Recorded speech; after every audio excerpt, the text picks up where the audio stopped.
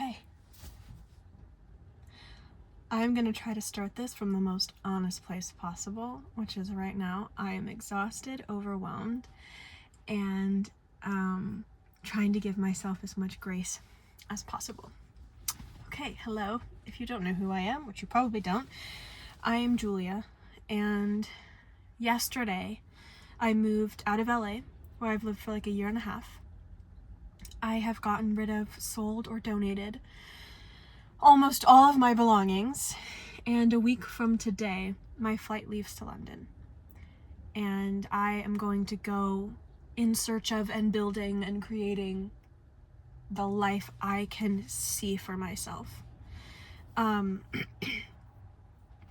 always seen myself making YouTube videos, and I've done a little bit of it, but I've mostly been too scared to fully do it, and I haven't been able to figure out what the way to go about it is. So I figured that honesty was the best way to start and just to see if I can be as much myself as possible and just document shit.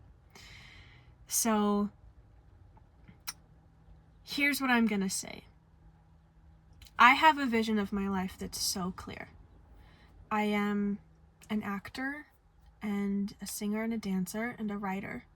I'm also an intuitive and someone who has a great capacity to help other people through helping them find their own sense of purpose and their own direction. And I've always known that I wanted to be, for lack of a better words, like a coach or an intuitive guide type of thing. Actually, the word that I came up with was creative consultant for your life, because something I love doing and I do all the time with my friends is just talking to them and getting the full picture of what's going on in their lives and what makes them happy and what lights them up and what seems like it's weirdly out of alignment and doesn't roll right with them, and then helping them figure out how to come into alignment with what is meant for them, and then how to go fucking get it and build their dream lives. And I have a natural knack for that in seeing it in other people, and I have to do it for myself first. So that's what this is. It's me starting honest and open and transparent and saying, I'm doing it. I'm on my way. I am in the very big feeling transition of the launch into that life. So, a little context for where I come from. I have been living in LA for a year and a half. As I said, I'm an actor and performer and all the things, and I was living there for that. I always knew it would be temporary, and I always knew that London would be the place that I really grounded to grow roots and build a career. I suit that city very well. We match each other very well. I love that city and the art that's offered there, the communities there. I fit that vibe so much more than LA's vibe, and I do fit New York, but not as much as London. And so I've always known London would call, LOL. I can't believe I just said LOL out loud. I always knew London would call. And I like to call them the invisible strings in life that pull you places. An invisible string pulled me to LA, even though I was like, why the fuck am I moving to LA? I don't even like that city. But I listened and I went, and the reason that I can go to London right now and be okay is because I made the connections with the communities that I dropped into in LA. So the invisible string has pulled. I'll get into that story in a second, because I do think it's important when you're talking about following your intuition and building your dream life and fulfilling the visions that you have for yourself.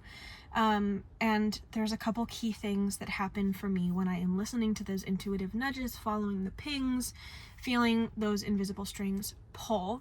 But before I get into that, I just wanted to say that the plan right now is I have a final callback for a master's program in musical theater at the Royal Academy of Music. Put good energy out for me. Even if you're watching this in the future, if you put good energy out for me on for April 10th, 2026 at 10:30 in the morning.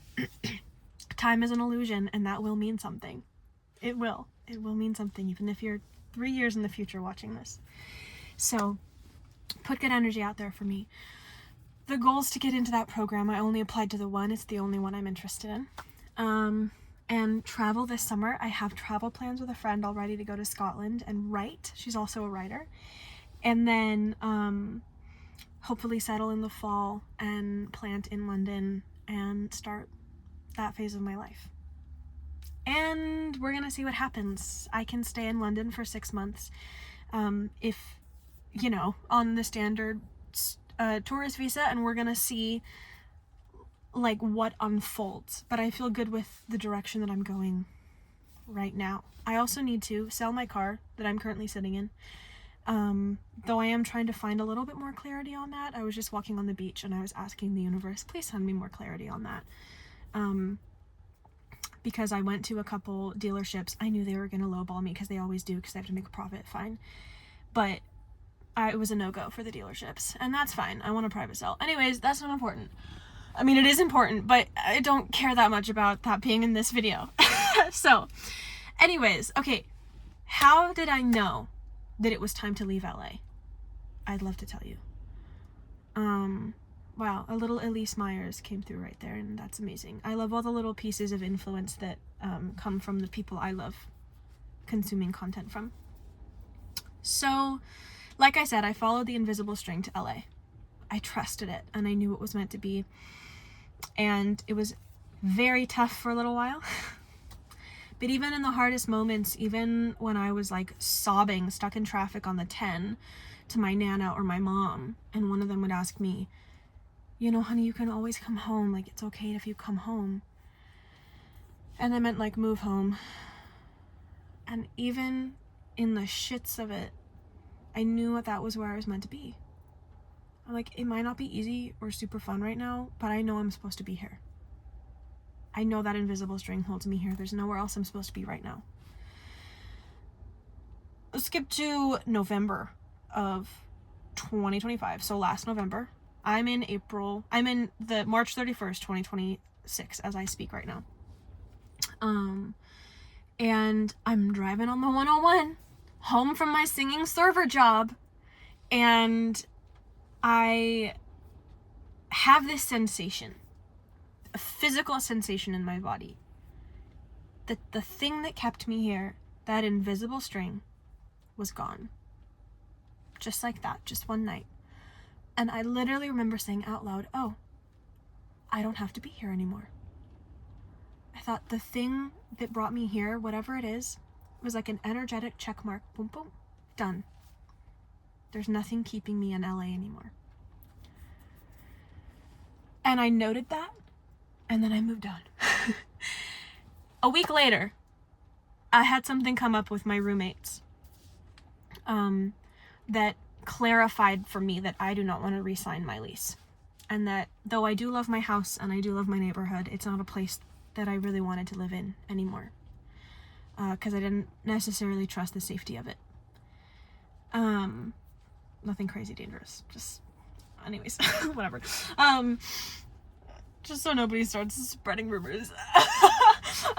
Anyways.